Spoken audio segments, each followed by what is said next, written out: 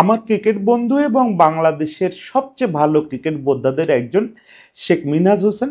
ও থাকে দেশের বাইরে। ও সম্প্রতি ফেসবুকে একটা স্ট্যাটাস দিয়েছে, ইনফ্যাক্ট গত কালকে বা গত পরশুই। সেখানে ও লিখছে যে আমাদের এবি ডিভিলিয়ার্স আমাদের সঙ্গে একটা প্রতারণা করছেন, একটা ক্রাইম করছেন। এটা শুনে প্রথমে একটা ধাক্কা লাগার কথা। এবির মতো মানুষের বিপক্ষে এই অভিযোগ কেমন করে করলো মিনহাজ? আসলেই তো একটু তলায় দেখেন না। এই যে ওয়ার্ল্ড চ্যাম্পিয়ন্স লিগ হলো, এখানে এবি যা খেললো, এটা দেখার পরে আপনারও মনে হচ্ছে না যে এবি আমাদের সঙ্গে অন্যায় করছে, আমাদের সঙ্গে প্রতারণা করছে?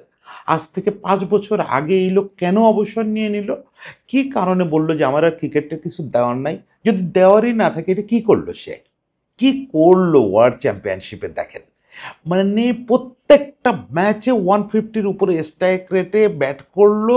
সেই ব্যাটিং, হ্যাঁ আপনি বলতে পারেন যে খানিকটা কম 360, কিন্তু তারপরেও যে এবি ব্যাট করলো, কি ভয়ানক পাওয়ার, কি ভয়ানক ইনোভেটিভ শট, এবং পুরো টুর্নামেন্ট জুড়ে একা রাজত্ব করলো, একা একা রাজত্ব করলো। তো এইটুকু টুর্নামেন্টে 3টা সেঞ্চুরি, একটা 50 করলো, এবং সর্বোচ্চ রান স্কোরার হয়েছে, টুর্নামেন্টের সেরা খেলোয়াড় হয়েছে। সর্বোচ্চ রান স্কোরারের লিস্টে ওর রান 400 কত যেন, দ্বিতীয় যে তার রান 200 কত। ডিফারেন্সটা বুঝতে পারতেছেন যে কোন লেভেলে খেলছে? আপনি বলবেন যে সে কেলে বোলার, বুড়ো বোলার। এবির বয়সটা কত সেটা একটু ভাববেন। যারা তার বিপক্ষে বল করছে এরা অনেকেই মাত্র কদিন আগে রিটায়ার করছে। আর এবি এই প্রতিযোগিতামূলক ম্যাচ খেলতে নামলো 2021 সালের পরে, এই প্রথম, মানে অলমোস্ট 5 বছর পরে। সেই এবিরে নিয়ে আমাদের তো এই অভিযোগটা করাই যায় যে এবি আমাদের সঙ্গে অন্যায় করে ফেলছেন ভাই, এবি আমাদের সঙ্গে প্রতারণা করছেন। আমরা এই 5 বছর যে আপনার ব্যাটিংটা দেখতে পাই নাই, আমরা পৃথিবীর সবচেয়ে ভালো 360 ব্যাটসম্যানের ব্যাটিংটা দেখতে পাই নাই, এটা আমাদের প্রতি ইনজাস্টিস হয়েছে না? না, ইনজাস্টিস হয় নাই। এবির এই চলে যাওয়ার পেছনেই, যে আমাদের সময়টা না দেওয়ার পেছনে একটা করুণ গল্প আছে। সেই করুণ গল্পটা একটু বলি, এবিরে কতটা মিস করতেছে সেটা তো একটু বলবোই। এবং এবি আসলে কে, ওটা 2-4 লাইনে শুরুতে একটু বলবো। আমার মনে হয় না যে ওটা আপনাদের কারো শোনার দরকার। তারপরে যদি কেউ মিস করে যান যে এবি আসলে কে, সেটা একটু 2-4 লাইন বলবো, তারপরে মূল বলবো এই ট্রাজিক গল্পটা, যেখানে সাকিবের সঙ্গে সে নিজেরে মিলায় আসলে গল্পটা ডিসক্লোজ করছিল। সেই জিনিসটা একটু বলবো যে যে কি ট্র্যাজেডির কারণে এবি আসলে আমাদেরকে বঞ্চিত করতে বাধ্য হয়েছেন। আসেন এবিকে নিয়ে গল্পটা হয়ে যাক আজকে। ওই যে বলছি শুরুতে ছোট্ট করে একটু বলবো, 2 লাইনে একটু বলবো যে এবি আসলে কে। কোনো স্ট্যাটিস্টিক্সের দাঁড় না, কোনো স্ট্যাটিস্টিক্সের দাঁড় না। এবি টোটাল ক্যারিয়ারে কত রান করছে, কত কি করছে, এগুলোর দাঁড় না। এসব ধার না ধরেই বলি যে এবি আমার জানা মতে পৃথিবীর ইতিহাসে সবচেয়ে ভালো ক্রিকেট অলরাউন্ডার। এখন আপনি বলবেন তাহলে জ্যাক কালিস কোথায় গেল, গ্যারি সোবার্স কোথায় গেল, সাকিব কোথায় গেল? আপনি এবির তো তেমন কোনো উইকেটই নাই, আইবি শুধু ব্যাটে রান করছে। না, অলরাউন্ডার মানেই যে প্রচুর উইকেট পাওয়া, প্রচুর রান করা, ব্যাপারটা তা না। অলরাউন্ডার মানে হচ্ছে সে অনেক কিছু করে, সাকসেসফুলি অনেক কিছু করে। এই অনেক কিছু করার কম্পিটিশন যদি হয়, তাহলে এবির সঙ্গে আধুনিক যুগে গ্যারি সোবার্স ছাড়া কারোর কোনো তুলনা হয় না। আর প্রাচীন যুগে হয়তো আপনি অনেকরে পাবেন যারা অনেক কিছু করতেন। এবি কি কি করতেন? প্রথমত ক্রিকেটের বাইরে যদি দেখেন, রাগবি খেলতেন, হকি খেলতেন, সবগুলো টপ লেভেলে খেলছেন। এমন না যে অ্যামেচার খেলছেন। রীতিমতো ন্যাশনাল টিমের কাছাকাছি চলে গেছেন, ন্যাশনাল টিমের কল ফিরিয়ে দিচ্ছেন, শুধুমাত্র ইয়ের সার্ভ করতে হবে, ক্রিকেটের সার্ভ করতে হবে এই কারণে। তারপরেও এবি একদম টপ লেভেলে এসব খেলা খেলছেন। ক্রিকেটে এবি কী করছেন? ব্যাটিংটা আলাদা রাখেন, ব্যাটিংয়ে কী করছেন সেটা পরে 1 লাইন বলি, না বললেও চলবে। কিন্তু দেখেন, যখন দরকার হয়েছে বোলিং করছেন, দুর্দান্ত বোলার হিসাবে মনে হয়েছে। যখন আউটফিল্ডে ফিল্ডিং করছেন, তখন মনে হয়েছে তিনি পৃথিবীর সেরা ফিল্ডার, এবং রেকর্ড পরিমাণে ক্যাচ নিছেন। এক সিরিজে সর্বোচ্চ ক্যাচের রেকর্ডে ওই লিডার বোর্ডে নাম আছে। এক ম্যাচে সর্বোচ্চ ক্যাচের লিডার বোর্ডে নাম আছে আউটফিল্ডে। আবার এবির জীবনে বড় একটা অংশ তো গেছে, কুইন্টন ডি কক দলে আসার আগ পর্যন্ত গেছে তো কিপিং করতে। কিপিংয়ে এক ম্যাচে সবচেয়ে বেশি ডিসমিসালের রেকর্ডও তার। মানে একটা লোক বোলিং করতেছে, রেগুলার পার্ট টাইম বোলার হিসেবে উইকেট পাচ্ছে, আউটফিল্ডে সেরা ফিল্ডার, আবার কিপিংয়েও সে সেরা কিপার। মানে এটাই তো যথেষ্ট, ব্যাটের দরকারটা কি? এটাই তো অলরাউন্ডার হওয়ার জন্য যথেষ্ট। এরপরে ব্যাটের কথাটা ভাবেন। ব্যাটে আমরা এবি বলতে কি বুঝি? ব্যাটে আমরা এবি বলতে বুঝি 360। পৃথিবীর প্রথম 360 ব্যাটসম্যান। আজকে সূর্য কুমার যাদব অমুক তমুক থেকে শুরু করে আমাদের শামীম, অনেকেই 360 হওয়ার চেষ্টা করে। কেউ প্রপার 360 নাই পৃথিবীতে। এই পৃথিবীতে একটা মাত্র প্রপার 360 ব্যাটসম্যান ছিল এবং আছে, সেটা হচ্ছে এবি ডিভিলিয়ার্স। এটার জন্মই দিছে সে, এবং এটার পায়োনিয়ারিং করার সাথে সাথে এটার বেস্ট রূপটাও সে দেখায় দিয়ে গেছে। এইটা আসলে বলে বোঝানো সম্ভব না। আমি বড় জোর ওভারলে হিসেবে আপনাদের দু একটা ছবি দেখাচ্ছি, তারপরেও বুঝবেন না। এটার জন্য আপনাকে আসলে খেলাটাই দেখতে হবে। একমাত্র ভিডিও দেখা ছাড়া এবির 360 এটা বোঝার কোনো উপায় নাই। মানে একটা ব্যাটসম্যান একটা অফ স্টাম্পের বাইরের বলের লেগে পাঠানোর জন্য উইকেটে পুরোপুরি শুয়ে পড়ছে। ভাই কথার কথা না, আমরা বলি শুয়ে বসে ব্যাটিং করা, শুয়ে পড়ছে। এই ঘটনা আপনি তো ভিডিও না দেখলে বুঝতে পারবেন না যে কি সে কি সকাল থেকে শুয়েই ছিল উইকেটে, নাকি দাঁড়ানো থেকে শুয়েছে। এই যে অদ্ভুত সব কাজ, পুরো ব্যালেন্সটা একটা পায়ের একটা আঙ্গুলে নিয়ে যে এক হাত দিয়ে একটা শট করে ছক্কা মেরে দেওয়া। আপনি হেলিকপ্টার শট বলতে বোঝেন ধোনির ওই যে শুধু একটা হেলিকপ্টার শট, সে হেলিকপ্টার শট করার জন্য হাত স্ট্রেস করে ওইখানে নিয়ে গিয়ে হেলিকপ্টার শট করে। কত কি করছে, কত কি করছে। এবি যা যা করছে, রিভার্স সুইপের যেসব ভার্সন সে তৈরি করছে, সুইচ হিট অমুক তমুক সব কিছুর ডাল ভাত বানায় ফেলছে। যা একসময় আমরা ভাবতাম যে কেপি সুইচ হিট করতেছে, এটা বোধহয় দুনিয়ায় এর চেয়ে ভালো কেউ পারে না। মানে ও সব কিছুরই যত ধরনের ইম্প্রোভাইজেশন এই পৃথিবীতে করা সম্ভব, কিছু তো আছে ওরা আগে পরে আর কেউ করেনি, আর কেউ পারবে বলেও মনে হয় না। আর কিছু ইম্প্রোভাইজেশন আগে পরে হইছে, সেগুলোরও ডাল ভাত বানাইছে। মানে সব ধরনের ইম্প্রোভাইজেশন পকেটে আছে। তাহলে আপনি ভাবলেন যে এই লোকটা গ্রামারের ধার ধারে না, এই লোকটার মাথায় ধৈর্য বলে কিছু নাই। দেখেন পৃথিবীর একমাত্র ব্যাটসম্যান যে 50+ কোনো ইনিংস খেলছে 338 স্ট্রাইক রেটে। 50+ ইনিংস মানে কি 50 করছে, 148 রানের ইনিংস খেলছে 44 বলে। মানে সেখানে দুটো বিশ্ব রেকর্ড করছে, দ্রুততম 50-র বিশ্ব রেকর্ড করছে, দ্রুততম সেঞ্চুরির বিশ্ব রেকর্ড করছে। তারপরে সেই ইনিংসটা টোটালি 144-এ নিয়ে ঠেকাইছে এবং 338 স্ট্রাইক রেটে। আপনি কল্পনা করতে পারেন পৃথিবীর আর কেউ 300-র উপরে স্ট্রাইক রেটে কখনো 50 রানও করতে পারে নাই? এই লোক করছে। এবং এরকম ইনিংস তার অনেকগুলো, যেগুলোর স্ট্রাইক রেট 250-300-র কাছাকাছি। তার মানে তো পাগলা ব্যাটসম্যান। আমরা এটুকু শুনে আমি নিশ্চিত আপনারা কেউ আমার এসব কথা কনভিন্স হচ্ছেন না। আপনারা সবাই জানেন যে আমি এরপরে কি বলবো। তারপরে নিতান্ত যদি কেউ গত 5-7 বছরের ভিতরে খেলা দেখা শুরু করে থাকেন, তাদের জন্য একটু চমক হবে এর পরের অংশটা। কারণ হচ্ছে এটুকু শুনে আপনার মনে হচ্ছে যে তো পাগলা, সব জায়গায় পাগলামি করে বেড়ায়। এ নিশ্চয়ই তাহলে ক্রিস গেইলের ভাই, এদের লোক, ম্যাথু হেডেনের এদের গোত্রের লোক। এ তো ধৈর্য দেখানোর লোক না নিশ্চয়ই। যে লোক এত কুইক কুইক ইনিংস খেলে সে ধৈর্য দেখাবে কি করে? আপনি আবার এবিরে টেস্টে পাঠান, টেস্টেও ঝড় তোলা ইনিংস আছে, কিন্তু টেস্টে এই এবি আর হাসিম আমলার জুটিরে ব্লকাথন বলা হয়। যে এই জুটি যখন দরকার হয় তারা ব্লকাথন করতে পারে। ব্লকাথন কি? ব্লকাথন হচ্ছে সকালবেলায় আপনি ব্যাটিং শুরু করছেন, আপনার দলের ম্যাচ বাঁচাইতে হবে, আপনি উইকেটে ঘুমায় গেছেন। উইকেটে ঘুমায় গিয়ে 600 মিনিট 650 মিনিট ধরে ব্যাট করতেছেন, রান করার কোনো চিন্তা নেই। দেখেন এবির অন্তত 3-4টা ইনিংস আছে যেখানে এবি 500 মিনিটের কাছাকাছি ব্যাট করছে, 600 মিনিট ব্যাট করছে, 50ও রান হয় নাই। 50ও রান হয় নাই। 229 বল খেলে বোধহয় শুধু 21 রান করার রেকর্ড আছে তার। এই যে মুম্বাইতে বোধহয় খেলছিল সে। এছাড়া পৃথিবীর বিভিন্ন প্রান্তে 400-500 বল খেলছে, খেলে রান ওই 50ও পার হয় না, 40ও পার হয় নাই। কেন? দলের দরকার হয়েছে। দলের দরকার হয়েছে, এবি তার সব শট ভুলে গেছে। ভুলে গেছে মানে পকেটে ঢুকায় রাখছে, শটই করবো না, তোমায় পারলে আমার উইকেট কাড়ে না। ওই দিন এবির উইকেট কাড়ার মতো বোলার আর পৃথিবীতে জন্মায় নাই। এবিকে ওই দিন বেশিরভাগ ক্ষেত্রে সবসময় তার সঙ্গী হচ্ছে হাসিম আমলা। হাসিম আমলাও আর এক ক্লাস। হাসিম আমলা এবির মতো ওরকম আক্রমণাত্মক ব্যাটিং করতে পারে না, কিন্তু দরকার হলে বিউটির ফুলঝুরি, আবার দরকার হলে এবিরের নিয়ে সারাদিন দুজনে পড়ে থাকা। এবং এই যে বিরক্তিকর, মানে এইটা তো বিরক্তিকর ব্যাটিং, এই বিরক্তিকর ব্যাটিং এবির চেয়ে ভালো আবার এই যুগে কেউ করতে পারে না। মানে অলরাউন্ডার মানে বুঝলেন এবার? অলরাউন্ডার মানে কি এক গাদা উইকেট পাওয়া আর এক গাদা রান করা? না, অলরাউন্ডার মানে হচ্ছে সব পারা। এই যে এবি সব পারে, এবি বল করতে পারে, এবি কিপিং করতে পারে, এবি যাচ্ছে তাই ব্যাটিং করতে পারে, পৃথিবীর সবচেয়ে বেশি ইম্প্রোভাইজড ব্যাটিং করতে পারে, আবার এবি পৃথিবীর সবচেয়ে বিরক্তিকর ব্যাটিং করতে পারে। আমি এর চেয়ে বেশি ভালো অলরাউন্ডার এই পৃথিবীতে কল্পনা করতে পারি না। ফলে এবি আমার কাছে বেস্ট এবার অলরাউন্ডার। এই জায়গা থেকে আমি তারে দেখি, তারে আউটফিল্ডে ফিল্ডিং করতে দিলে সে সেরা ফিল্ডার, উইকেটের পিছনে সে সেরা কিপার। কোথায় পাঠাবেন তারে? সেই এবিরে আমরা মিস করলাম। দেখেন যতদিন চোখের সামনে দেখছি ততদিন মানে চোখ জুড়ানো ব্যাপারটা এর চেয়ে ভালো কেউ পারে নাই। মানে বলতে বলতে কোনটা বলবো কোনটা বলবো না ভুলে যাই।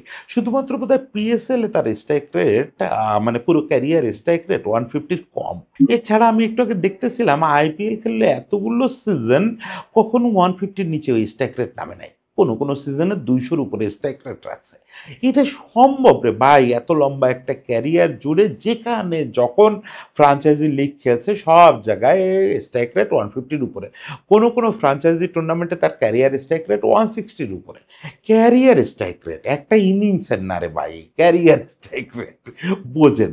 আরসিবির তো প্রতীক ছিল, আরসিবির প্রতীক সে গেইল আর কোহলি ছিল। আরসিবিতে কি করছে চিন্তা করে দেখেন, আরসিবিতে তো বোধ হয় 10 বছর খেললো। ওরে বাবা রে বাবা! কিন্তু এত কিছুর মধ্যে এবির একটা শোক ছিল, একটা অপ্রাপ্তি ছিল। এবি কখনো কোনো ট্রফি জিততে পারে নাই। কোনো ফ্রাঞ্চাইজি লিগে পিএসএল বলেন, আইপিএল বলেন, ওই যে ওদের সাউথ আফ্রিকায় কি একটা যেন নাম উচ্চারণ করতে পারি না, বিকট একটা নাম।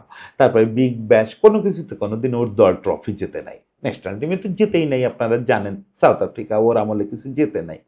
সেই এবি অবশেষে গতকালকে একটা ট্রফি জিতছে এই বুড়ো বয়সে, ওই যে ওয়ার্ল্ড চ্যাম্পিয়ন্স লিগ, যেটা যে সিনিয়রদের খেলা লিজেন্ডস লিগ টাইপের, সেটা পাকিস্তানরে হারায় একটা ট্রফি জিতছে। ওই যে ছোটটার কিছু মজা থাকে যে শেষ বয়সে এবি 5 বছর পরে আবার মাঠে ফিরবে কম্পিটিটিভ ক্রিকেট খেলতে, সেই সময় ওর একটা ট্রফি দিয়ে দিব, এই মজাটা হলো। কিন্তু যেটা বলতে আসলে বসছিলাম যে এবি কেন 31 বছর বয়সে রিটায়ার করে ফেললো।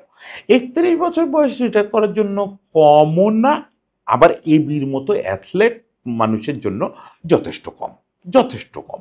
আমাদের দেশের বাস্তবতা যদি বলেন তাহলে 31 বছর বয়সে রিটায়ারমেন্ট চলতেই পারে। আমাদের দেশ বা আমাদের সাবকন্টিনেন্টে ক্রিকেটাররা বয়স তো লুকায়। ফলে 31 মানে অনেকের ক্ষেত্রেই দেখা যায় আসলে 35-36 হয়ে গেছে, ফলে 31-এ রিটায়ার করতেই হয়।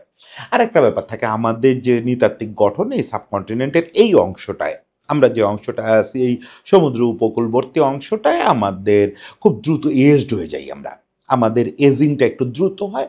ফলে আমাদের জন্য 31-এ রিটায়ারমেন্ট মেনে নেওয়া যায়, এবির জন্য যায় না। এবির ফিটনেস, এবির অ্যাথলেট লেভেল, সে তো রাগবি হকি খেলে আসা লোক, সেখানে 31 বছর বয়সে রিটায়ারমেন্টে যাবে। এইখানেই হচ্ছে সেই ট্র্যাজিক গল্পটা। এই ট্র্যাজিক গল্পটা মানুষ আসলে প্রপারলি জানতই না। সে 2021 সালে নীরবে চলে গেল, কিন্তু কেউ রে বলল না যে সে আসলে ঠিক কী ক্রাইসিসে চলে গেল। এই জিনিসটা আমরা জানলাম এসে 2023-24 সালে। দেখেন আসলে পৃথিবীবাসী প্রথম নোটিশ করলো ব্যাপারটা সাকিবের কারণে। এইখানে মজাটা, যখন সাকিব তার আইসাইটের কারণে হেড পজিশনে প্রচণ্ড স্ট্রাগল করতেছে। আপনাদের মনে আছে 2023-24 ওই সময়টায় 24 ওয়ার্ল্ড কাপে এসে সেই স্ট্রাগলের জন্য হেড পজিশন ঠিক রাখার জন্য সাকিব তো নানা কাজ করলো। ওই যে নেক ব্যান্ড পরলো, পরের দিকেই ইন্ডিয়ার বিপক্ষে সে ব্যাট করলো হচ্ছে হেলমেটের স্টাফ কামড়ায় ধরে, যেটা ইনফ্যাক্ট সে এখনও করে। যখন ওই হেলমেটের স্টাফ কামড়ায় ধরে সাকিব ব্যাট করলো, তখন এবি একটা টুইট করলো। এবি ওই টুইটে বলল যে এটা একটা অসাধারণ কৌশল। সাকিবের এই কৌশল দেখে আমি মুগ্ধ হয়ে গেছি। এটাতে কি হয় সেটা সে ব্যাখ্যা করলো যে স্টাফ আপনি যখন কামড়ায় রাখেন তখন আপনার কাঁধের সঙ্গে হেড পজিশনটা একটা ফিক্সড জায়গায় থাকে। আপনার যেহেতু আইসাইটের প্রবলেম হচ্ছে, আপনি স্ট্রাগল করতেছেন হেড পজিশন নিয়ে, ফলে হেড পজিশনটা একটা শান্ত রাখা যায়।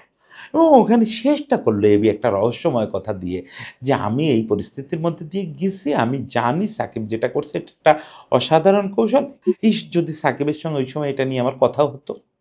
এই জিনিসটা না আমি বিভিন্ন কন্টেন্টে বলছি, সাকিবরে নিয়ে করা অন্তত 5টা কন্টেন্ট এটা বলছি। প্রত্যেকটা কন্টেন্টের নিচে একটা কমন অ্যান্সার, কমন কমেন্ট আমি পাইতাম। আমি এটা অ্যান্সার করতাম না, আমি তো কমেন্টের অ্যান্সার কম করতে পারি, কিন্তু আপনাদের প্রত্যেকটা কমেন্ট কিন্তু পড়ি এবং আমি একেবারে ভেতর থেকে উপলব্ধি করি। কিন্তু হয় কি আমি মোবাইলে খুব বেশি ভালো লিখতে পারি না, ফলে কমেন্টগুলো পড়ি আমি আসলে মোবাইলে, আমার ওই সময় অ্যান্সার করা হয় না। আর ল্যাপটপে যে অল্প সময়ের জন্য বসি সেটা আসলে কাজের জন্য বসি, তো হয়ে ওঠে না। তবে কথা দিচ্ছি খুব দ্রুত আমি নিজে অ্যান্সার করা শুরু করবো আমার কমেন্টগুলোর। যাই হোক, প্রসঙ্গ থেকে সরে যাচ্ছি। ওখানে একটা কমন কমেন্ট ছিল যে এবি তো এরকম স্ট্রাগল করে নাই কখনো, এবি তো কখনো আইসাইট নিয়ে কোনো প্রবলেমের কথা শুনি নাই, হেড পজিশন নিয়ে প্রবলেমের কথা শুনি নাই, এবি কেন এই কথা বলবে? মানে সবাই ঠিক বিশ্বাস করতেন না যে এবি যে এই টুইটটা করছিল, টুইটটা দেখলেও তারা বুঝতে পারতেন না যে এর পিছনে কি আছে। কি আছে সেটাও ২০২৩ সালে সে উইজডেনকে দেওয়া একটা ইন্টারভিউতে ডিসক্লোজ করলো।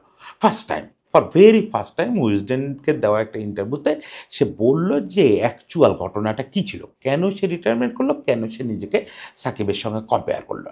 সেটা হচ্ছে শেষ ৩-৪ বছর এবি আসলে একটা চোখের দৃষ্টিশক্তি ছাড়াই, ডান চোখের দৃষ্টিশক্তি ছাড়াই শুধু বাঁ চোখ দিয়ে খেলে গেছে। কিভাবে ঘটলো ঘটনাটা? ঘটলো আসলে খুবই একটা ডোমেস্টিক ইনজুরি। ডোমেস্টিক ইনজুরি মানে কি? এটা খুব ট্রাজিক এবং মানে কিভাবে বলবো? ওর আসলে বলাটাও খুব বিব্রতকর ছিল। ওর বাচ্চাগুলো তখন ছোট, ছোট বাচ্চাগুলো খাটের উপরে জড়াজড়ি করতেছে, যেটা হয়। আমার বাসায় হয়, আপনার বাসায় হয়, সবার বাসায়ই হয়। বাচ্চাগুলো তো শান্ত থাকে না। আর বিশেষত বাবারে খুব একটা পায় না। বাবারে ছুটিতে পেলে সেই সময় তো জড়াজড়ি করা, নিজেদের ভিতরে বক্সিং করা, ছোট বাচ্চাদের তো সব প্রবণতা থাকে। তো ছোটটা আর মেজোটা জড়াজড়ি করতেছে খাটের উপরে। এবি বসেছিল বা এবিও হয়তো ওদের সঙ্গে জড়াজড়ি করতেছে। কোনো এক মোমেন্টে ছোটটা পা দিয়ে প্রচণ্ড একটা লাথি মারছে। ও ইচ্ছা করে বাবারে মারে নাই বা বাবার চোখে মারে নাই, এটা তো নিশ্চিত করে বলা যায়। সেই লাথিটা লাগছে চোখের উপরে, একদম চোখের উপরে।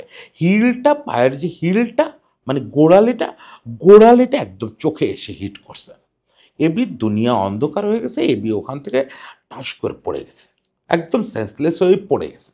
এবং ও বলতেছে যে আমি যখন পড়তেছি তখন পর্যন্ত আমার মাথায় আছে যে আমার চোখটা বের হয়ে যাচ্ছে ওই ওই ইয়ে থেকে, ওকে কোঠর থেকে। তারপরে কয়েক সেকেন্ডের মধ্যে ও নিজেরে ফিরে পাচ্ছে, চোখটা হাত দিয়ে চেপে রাখছে। পরে ওই ইন্টারভিউতে, উইজডেনকে দেওয়া ইন্টারভিউতে বলতেছিল যে হাতটা সরাতে সাহস পাচ্ছিলাম না, হাতটা যদি সামনে আনি সরায় তাহলে আমি দেখব। সে কল্পনা করতেছে যে হাতের ভিতরে চোখটা চলে আসছে ব্লাড ট্লাড সহ। আমি হাসে দিয়ে বললাম, বাট আপনি চিন্তা করেন কি অসহনীয় যন্ত্রণা সেই সময় এবির হচ্ছে। সে তারপরেও সাহস করে হাত সামনে এনে দেখে না, কিছু হয় নাই, হাতে কোনো রক্তও নেই, কোনো কিছুই নাই, চোখ তো জাগাই আছে। সে আয়নার সামনে গেছে, গিয়ে দেখে সে নিজের দেখতে পাচ্ছে। সে ভাবছিল সে অন্ধ হয়ে গেছে, কিন্তু সে নিজের দেখতে পাচ্ছে। সে একটু ডান চোখটা একটু ডিসকমফোর্ট ফিল করতেছে, নট নাথিং সিরিয়াস, একটু ব্যথা আছে, নাথিং সিরিয়াস। এবং যেহেতু নিজের বাচ্চার লাথি, এটা আর কেউ কি এটা নিয়ে আর সাড়া শব্দ করে? ওর বউকেও বলে নাই ঘটনাটা, ওখানে চেপে গেছে। শুধু যেটা করছে একজন ফিজিশিয়ানের সঙ্গে, একজন জেনারেল প্র্যাকটিশনারের সঙ্গে দেখা করে হয়তো কিছু আই ড্রপ ট্রপ দিছে। কিন্তু ঘটনাটা যেটা হয়েছে, এবি এরপরে যেদিন নেটে গেছে সেদিন বুঝছে যে এবি বল চাষ করতে একটু কষ্ট হচ্ছে। মানে ওর এই চোখটা ব্লার হয়ে গেছে। এই চোখটা ব্লার দেখেন না আপনারা, আমরা ছবি ব্লার করে অনেক সময় দেই, বা ব্লার ভীষণ তো বোঝেন, গোলা গোলা দেখা। একটা চোখ ঠিক দেখতেছে, বাম চোখ প্রপারলি দেখতেছে, ডান চোখ ব্লার দেখতেছে। এটার ফলে কি হলো? সেই সাকিব কেস, যে আপনি বল আর ঠিক মতো জাজ করতে পারতেছেন না, বল সঠিক জায়গায় দেখতে পাচ্ছেন না। এখন লোকটা এবি, এই জায়গাটায় আমি সাকিবরে ছোট করতেছি না, লোকটা তো এবি। সে তো নলুক শটও খেলতে পারে, যেটা আমরা কম বলি, তার তো নলুক শটও আছে। ফলে ও এই ব্লারনেস, তারপরে এই বল জাজ করতে একটু সমস্যা হওয়া, এটার পরেও ২-৩ বছর খেলে গেছে। কিন্তু আপনি দেখবেন এই ২-৩ বছরে এবি সুলভ ব্যাটিং তুলনামূলক কম। যদি থাকেও সেটা এবিকে সন্তুষ্ট করতে পারে নাই, বা এবির আসলে ভালো লাগতেছিল না। একটা আনন্দ আছে না, বল পিটায় আনন্দ পাওয়া। ক্রিকেটাররা বল পিটায় কেন? ক্রিকেটাররা ক্রিকেট খেলে কেন? আমার আপনার মনে হয় টাকার জন্য খেলে শুধু? না, এটা একটা বড় অংশ ডমিনেট করে হচ্ছে ভালো লাগা, কমফোর্ট পাওয়া, খুব মজা পাওয়া, যে বলটার ছক্কা মারে বিরাট আনন্দ পেলাম। এই বিষয়টা ওই ঘটনার পর থেকে আর পাচ্ছিল না। আর প্রপারলি বলের পজিশন দেখে না, বল একটু ব্লারি দেখে, অনেকটা আন্দাজে খেলতে হয়, এই জিনিসটা ও এনজয় করতেছিল না। ফলে ও ডাক্তারের কাছে গেল। ডাক্তার কাছে গেল, একজন বড় আই সার্জনের কাছে গেল।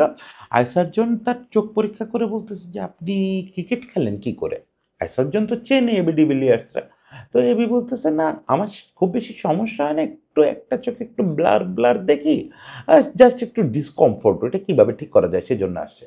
তো ডাক্তার বললেন ভাই কি বলেন, আপনার এই চোখে কার্যত আপনি দেখেন না, ব্লার ব্লার দেখেন, আপনি মনে করেন অ্যাকচুয়ালি এই চোখের সাপোর্টে, অ্যাকচুয়ালি আপনার এই ডান চোখটা কাজ করে না, এই চোখটা প্রায় ডেড, এই সামান্য কিছু ইয়ে আছে। তো এবি বললো তাহলে উপায়? বললো উপায় দুটো, আপনার ক্রিকেট ছাড়তে হবে প্রথমে, দ্বিতীয় হচ্ছে আপনার মেজর একটা অপারেশন করাইতে হবে চোখে, সেটা হচ্ছে আপনার সার্ভাইভালের জন্য। এইটা অপারেশন করায় আপনি আবার খেলোয়াড় হবেন সেটা আশা করেন না। ফলে এবি ডাক্তারের কথা মেনে নিলেন, এবি অবসর নিয়ে নিলেন। আমরা কেউ জানলামও না ভেতরে ভেতরে ফল্গু ধারার মতো কত বড় একটা ট্র্যাজেডির গল্প হয়ে গেল, যেটা অনেকের ক্ষেত্রে আমরা জানি যে কি সব কষ্ট সহ্য করতে হয়েছে। এই কথাগুলো বলতে গিয়ে আমার সাবা করিমের কথা মনে পড়তেছিল। সাবা করিম বাংলার কিপার, ইন্ডিয়ান ন্যাশনাল টিমের কিপার ছিলেন। কিপিং করতে গিয়ে চোখে আঘাত পেয়ে সাবা করিমের ক্যারিয়ারটা শেষ হয়ে গেল। এরকম কত গল্প আমরা জানি না, কত গল্পই তো জানি না। বা মনসুর আলী খান পতৌদির কথা জানি, টাইগার পতৌদি, একটা চোখ নষ্ট হয়ে গেছিল ওই ইনজুরির শিকার হয়ে, বাকি চোখটা, ওই চোখটা সবসময় ঢেকে রাখতেন জলদস্যুদের মতো ওই পট্টি দিয়ে, বা বেশিরভাগ সময় ব্ল্যাক গ্লাস পরতেন, ওই এক চোখ দিয়ে বিশ্ব জয় করছেন। এই গল্পগুলো তো আমরা জানি, সাকিবেরটাও জানি।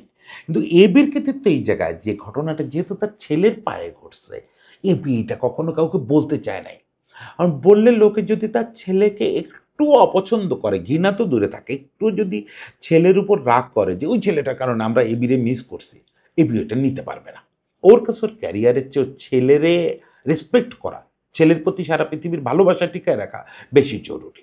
এই জন্য সে কাউরে টের পাইতে দেয় নাই, সে নীরবে অপারেশনটা করে চলে গেছে। তারপরে যেটা হয়েছে, দীর্ঘকাল কেটে গেছে, এ বিয়েটা ডিসক্লোজ করছে এবং কিছু পরিস্থিতিতে পড়ে সেই উইজডেনকেও এই ইন্টারভিউ দিত না।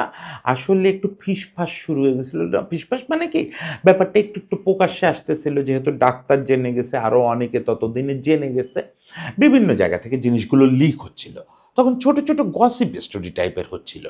একবারে এবি যেটা করলো, এই সময় একটা টুইট করে বলল যে সাকিবের সঙ্গে আমার কম্পারিজন এবং আরও কিছু ঘটনা আমি দেখতেছি, এটা নিয়ে আলোচনা হচ্ছে, ফলে আমাকে আসলে এটা নিয়ে কথা বলতে হচ্ছে, এটা নিয়ে কথা বলতেছি, আমি বলবো খুব দ্রুত আপনাদের সামনে আসবে, আমি এটা পুরোটা ব্যাখ্যা করে জানাবো।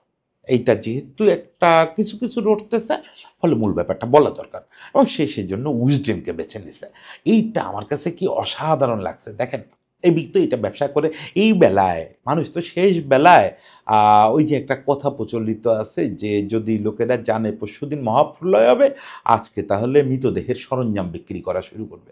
লোকেরা তো শেষ মুহূর্ত মহাপ্রলয়ের আগে, কেয়ামতের আগেও ব্যবসা করতে চাইবে। মানুষ এত খারাপ জীব, এই ভিউটার ব্যবসা করতে চায় না। চাইলে তো দুনিয়ায় কত বড় বড় কমার্শিয়াল চ্যানেল ছিল, ফক্সের সঙ্গে যাইতে পারতো, স্টারের সঙ্গে যাইতে পারতো, কত কার সঙ্গে যাইতে পারতো না। সে পৃথিবীর সবচেয়ে সম্ভ্রান্ত একটা জায়গা, যে জায়গায় পয়সা নাই, সেই উইজডেনের সঙ্গে গেছে এই ইন্টারভিউতে। ওই উইজডেন হয়তো তাদের টাকাও দিতে পারে নাই তেমন, কিন্তু সে সেখানে সব খুলে বলছে। খুলে বলার পরে আমরা প্রথমবারের মতো মাথা নিচু করে ভাবলাম যে হায় হায়, আমাদের সবচেয়ে প্রিয় বিনোদনদাতাটা এরকম একটা বেদনা নিয়ে, এরকম একটা ট্র্যাজেডি নিয়ে চলে গেছে, আমরা তো টের পাই নাই। সেই সময় এই যে কষ্টটা ছিল, আজকে সেটা একটু রাগে পরিণত হয়েছে। যে বেটা তুমি অপারেশন করা তার মানে সুস্থই হয়েছো, তাহলে ফিরলা না কেন? অপারেশনের পরে ফিরে আসতা, তাইলে আমরা এই বিনোদনটা আরো কয় বছর দেখতে পেতাম। যাক, এইটা আলাদা ব্যাপার, এটা একদমই কিডিং। মিনাজও মজা করে বলছে, আমরাও মজা করে বলতেছি, বেদনা থেকে বলি, না পাওয়া থেকে বলি। এই যে কন্টেন্টটা করব বলে আমি তো আর ওই যে চ্যাম্পিয়ন্স লিগ না কি যেন নাম ভুলে গেছি এর মধ্যে, ওটা খেলা তো আর লাইভ দেখি নাই, দেখার দরকার হয় নাই। কিন্তু এই বিনে নিয়ে কন্টেন্ট করার জন্য যে এই স্ট্রাইক রেটে ব্যাটিং করতেছে, তাহলে একটু দেখি তো কী করছে। এই দুইটা ইনিংস দেখলাম, 3টা সেঞ্চুরি, 2টা দেখলাম। ভাই আমার দরকার ছিল শুধু শর্টগুলো দেখা, বড় শর্টগুলো। একটা জিনিস রেখে উঠতে পারলাম না। মানে সমানে বসে আমার কলিগরা পর্যন্ত বিরক্ত হচ্ছে যে দাদা এখন এই পুরোনো ম্যাচ এইরকম পুরোটা দেখতেছেন, ইউটিউবে ওরা পুরো ম্যাচ আপ করে, পুরো ম্যাচ বসে বসে দেখলাম। এই বীরকে কি আপনি মিস করতে পারবেন? এই বীর ব্যাটিং চলতেছে, এই অবস্থায় পৃথিবীর সবচেয়ে সুন্দরী নায়িকা এসে আপনার সামনে দাঁড়ালেও তো আপনি ওই দিকে তাকাইতে পারবেন না, এই বীর ব্যাটিং দেখতে হবে। আপনার সামনে ডিক্যাপ্রিও এসে দাঁড়াইলেও আপনার মনে হবে ডিক্যাপ্রিও একটু থামো, আমি এবির একটা শর্ট দেখে নেই। সেই জিনিস মিস করছি, ফলে তো একটা দুঃখ থাকবেই। ফলে আমরা বলবোই যে এবি ইউ চিটেড আস, কিন্তু এটা বলবো প্রচণ্ড ভালোবাসা থেকে। এখন আশা করি যেহেতু একবার আবার কম্পিটিটিভ ক্রিকেট খেলছেন, যে এরকম মানেরই হোক, এই মানের ক্রিকেটটা লিজেন্ড ক্রিকেট টিকেট তো হয়, অনেক রকম হয়, এইগুলাতে অন্তত থাকেন। এবং আমি তো বলবো যে এবি আপনি ফ্র্যাঞ্চাইজি লিগও খেলেন, মানে ন্যাশনাল টিমে আর এই বয়সে ফিরবেন না সেটা তো বুঝি, একটা দুইটা ফ্রাঞ্চাইজি লিগও খেলেন। আর কিছু না হোক, আমাদের বিপিএল এবার খুব ভালো হবে, বুঝছেন। এই বিপিএল এর আয়োজনের দায়িত্বে বড় একটা সংস্থা থাকবে, আর এখানে কোনো অন্যায় টন্যায় হবে না, এবং বিপিএল খুব প্রফেশনাল হবে। ও চলে আসেন, বিপিএল এ চলে আসেন। পৃথিবীর সব বড় মার্কেটে ব্যাটসম্যানরা আমরা বিপিএল এ দেখছি। ব্রেন্ডন ম্যাককালামরে দেখছি, ক্রিস গেলরে দেখছি, স্টিভেন স্মিথরে দেখছি, সবাইরে দেখছি, শুধু আপনারে বিপিএল এ মিস করছি। একবার বিপিএল খেলে ফেলেন। এবং একই সঙ্গে এই জিনিসটা আমাদের বিপিএল গভর্নিং কাউন্সিলের একটু বলে দেই, আপনারা একটু এবির সঙ্গে যোগাযোগ করার চেষ্টা করেন। এবিতে যদি এক বছর বিপিএল এ দেখা যায়, কি একটা ব্যাপার হবে। এই সব শট যদি চোখের সামনে দেখা যায়, কি অবিশ্বাস্য, কি অবিশ্বাস্য না। দেখছি তো কিছু শট তো দেখছি। সাউথ আফ্রিকার ট্যুর ছিল যখন বাংলাদেশে, তখন তো এবিরে দেখছি, কাছ থেকেই দেখছি, কথাও বলছি, ছুঁইছিও। এখন এইগুলোর অবিশ্বাস্য মনে হয়। যাই হোক, শেষ পর্যন্ত এবি অনেক ধন্যবাদ। এই যে একটা আজগুবি টুর্নামেন্ট খেললেন, নাম জানতাম না, খেয়াল করি নাই, এগুলা নিয়ে বরং সব পলিটিক্যাল ড্রামা হচ্ছে, এর মধ্যে আপনি কত বিনোদন দিয়ে ফেললেন। সেই জন্যই অভিমানটা প্রকাশ করলাম আমরা। তারপরেও আশা করি যে মাঝে মাঝে এরকম বিনোদন কোথাও না কোথাও দেখাবেন। আমরা ট্র্যাজেডিটা তুলে রাখলাম, ট্র্যাজেডি নিয়ে আর কথা বলবো না, শুধু বিনোদনটাই টিকে থাকবে। এবি মানেই বিনোদন, এবি মানেই অলরাউন্ডার। এবির জন্য অনেক শুভেচ্ছা।